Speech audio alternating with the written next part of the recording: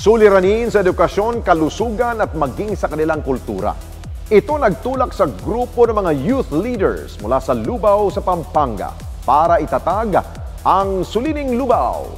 Ang kanilang inisyatibong matulungan ang mga batang hirap magbasa sa kanilang bayan sa Lubao, lumawak at dumami pa. Ang kanilang natatanging pagresponde, narito at inyo pong panoorin. Hindi man namin mababago yung buong mundo, at least meron kaming mga ilan na bata na natutulungan. 9 sa 10 batang Pilipino edad 10 ang hirap makabasa ng simpleng teksto. Itong lumabas sa isinagawang pag-aaral ng World Bank tungkol sa learning poverty ng bansa taong 2022. Naitala rin na pangalawa ang Pilipinas na nasa pinakamababang ranggo pagdating sa math. Isa ito sa nag-udyok sa grupong ating nakilala mula sa Lubao, Pampanga. Mga kabataang umusbong dahil sa pagdanais na matulungan ang mga mag-aaral sa iba't ibang paaralan sa kanilang bayan na matutong magbasa. Sila ang Sulining Lubao.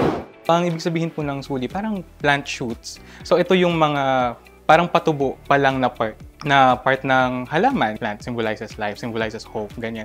So ayun, pag-decide namin na Sulining Lubao yung gamitin naming term or name sa organization namin. Mula sa iba't ibang youth organization, nagsama-sama sila sa isang event sa kanilang bayan. Dahil dito, napadalas na ang kanilang pagkikita-kita. Hanggang sa mabuo ang konsepto ng pagtulong sa mga bata dahil sa pareho nilang advokasya. Gusto namin grassroots na approach. Nakita namin na merong problema sa education, merong problema sa health din, and merong problema actually sa culture and the art dito sa Lubao. Naging marami man ang kanilang mga katanungan sa umpisa. Naging gabay nila ang ilang mga miyembro ng grupo na matagal nang may karanasan sa pagtulong. Meron naman kami mga advisors na nagturo talaga sa amin kung ano yung mga need namin gawin. So yun, nakapag-workshop kami before i-formally launch yung first project namin. And based sa consultation and sa mga meetings, parang madali naman kasi ayun nga, naka-aligned naman na i-organize na lang yung projects, i-prioritize na lang kung ano yung palagay namin pinaka-need. Isa na rito si Arman, isang civil engineer by profession.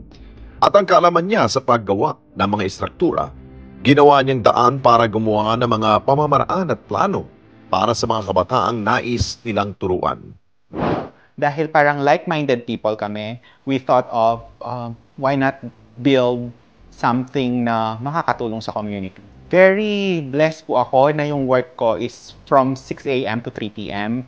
Minimit ko sila after work, mga 5 over coffee. Tapos doon nag-generate kami ng mga ideas. Kung gusto mo talaga, you'll find a way to help. Pagbisita sa mga komunidad, ito ang una nilang naisipang gawin. Isa sa kanilang pinuntahan ang lugar na kung tawagin ay Pulong Bisaya. Feeding o pagpapakain lamang ang kanilang tunay na pakay.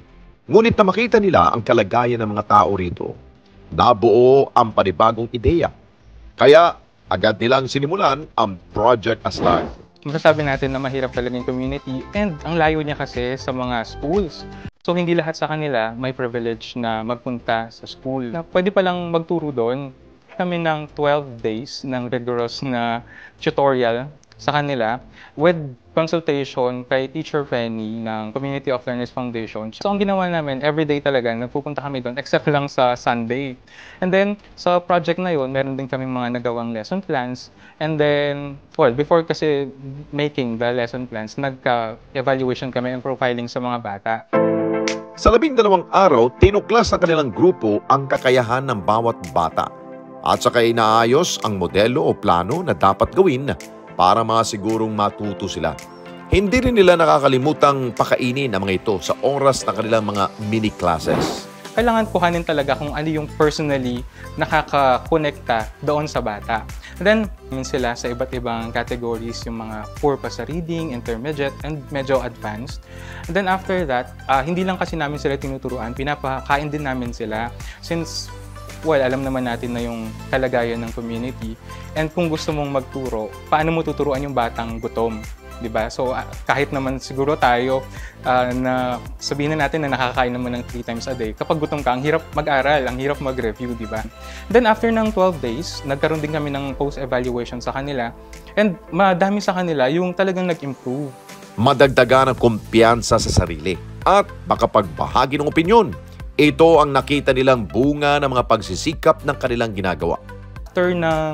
After a few months, nung pinuntahan namin yung school na pinupuntahan nila, ang feedback ng teacher sa amin, hindi lang dun sa reading. Actually, yung pinaka-important din sa amin, yung confidence ng bata na build daw. So, unlike before na hindi nagpa-participate sa klase, ngayon talagang hindi na sila nai-intimidate na mag-express ng opinions nila sa school kasi nga kahit paano equipped na sila sa reading. Student ko doon, ang pangalan niya is Ichigo. Tapos yung mother niya, lagi siyang nagme-message sa amin sa Facebook, lagi siyang nagpapa-thank you. Sinasabi niya na malaking tulong daw yung ginagawa namin pag-tutor sa mga bata. And one time nung graduation nila, parang yung host namin, nagtanong siya, sabing ganon, pwede po bang magtanong naman tayo sa parents kung ano po yung masishare ninyo during the whole run ng Project Aslag. Tapos yung mother ni Ichigo, nagtaas siya ng kamay and then shinare nga na yung anak daw niya ngayon nagbabasa na. Dati daw, lagi lang siyang nasa labas naglalaro. Ngayon daw, paggabi, sinasabihan niya yung mama niya na, "Ma, pwede mo ba akong basahan ng story tonight?" Ganyan.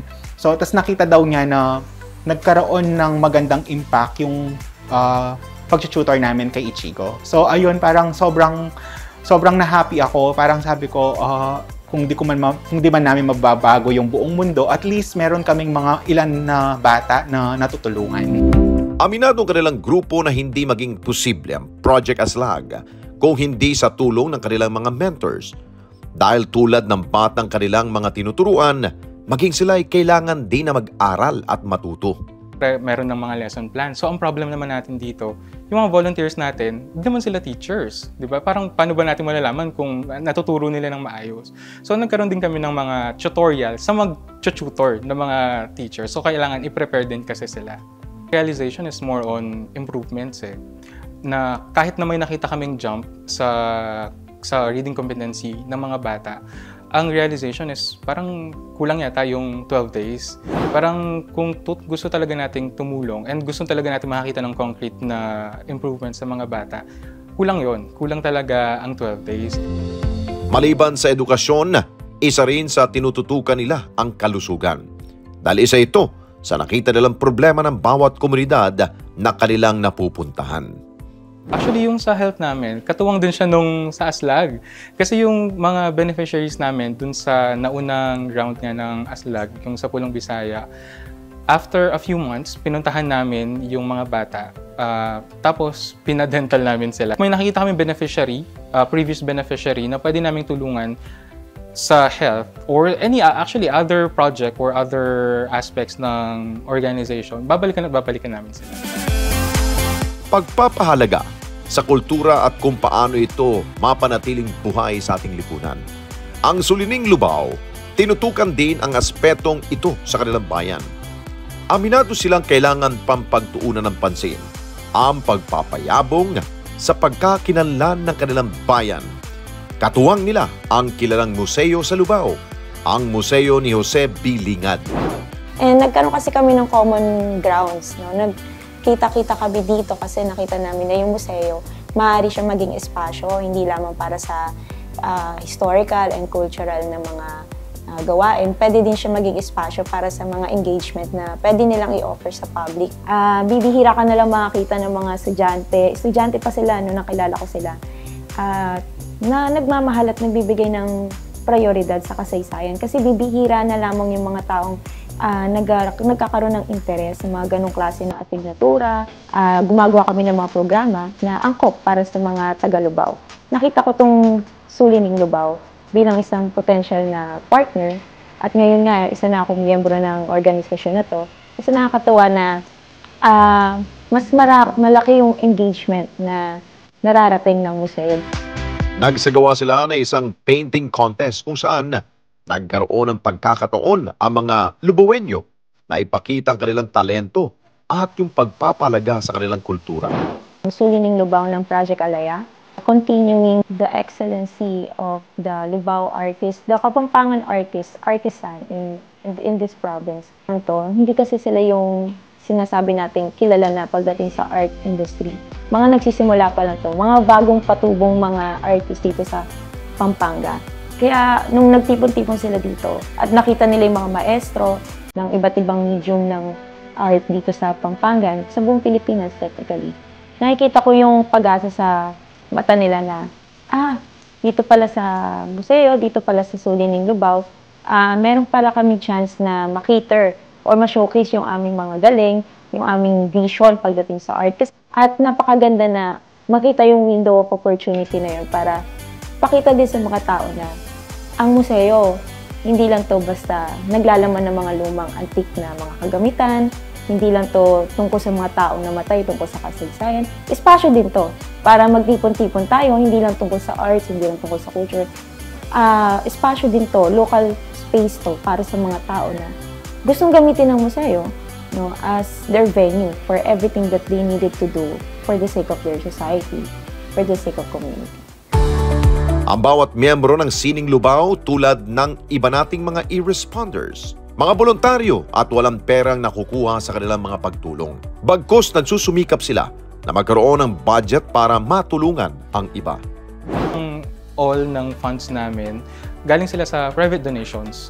Ito yung mga taong baka kilala lang ng mga kilala na namin, and then nasabi lang yung project na nakita sa Facebook, and then sinashare nila, and then nagbibigay sa amin, and madalas sa kanila, hindi man namin sila kilala. Like, Puhugot na lang kami ng inspiration dun sa mga natutulungan namin, especially kapag nalalaman namin yung stories nila. And somehow, kapag nagiging grateful sila, mas lalo kaming ginaganahan.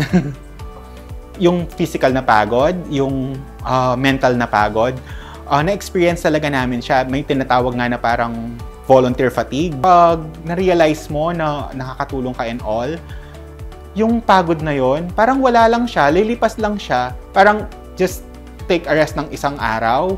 Pagbalik mo ng ganun pa rin, magiging ka pa rin, happy ka pa rin na nakakatulong ka pa. Hindi lang sa Lubao, nakararating ang kanilang pagtulong. Dahil maging ang ibang parte sa Pampanga, sinubukan na rin nilang makapaghatid ng responde. Kahit wala ako dito, kasama nila ako. wala ka namang pera, merong ways para makatulong. Kahit yung simpleng volunteerism, simpleng mag-allot ka ng 1 weekend mo para magturo ng bata. Malaki yung nagiging epekto noon. Hanggat may Pilipinong gustong mag-aral, nandito tayo. Hindi tayo mawawala. Hanggat may Pilipinong patuloy na gustong matuto, nandito tayo. Iba-iba man ang mukha ng pagtulong, ang mahalaga, may buhay na nabibigyan ng bagong pag-asa, na panibagong rason para magpatuloy gaano man kahirap ang mga pagsubok sa buhay. Ang pag-usbong ng Suliraning Lubao, patuloy sana sa ating pagpapaalala na lahat tayo'y may kakayanang rumisponde sa iba, anuman ang ating pamamaraan. Kami, ang Suliraning Lubao, Certified E-Responders! Mga kababayan, salamat po sa inyo pong pagsubaybay sa Responde Mata ng Mamamayan. Para mapanood pa ang iba pa naming pagresponde sa ating mga kababayan, i-click lamang ang subscribe button o i-follow lamang ang Net25 social media pages at Net25 TV.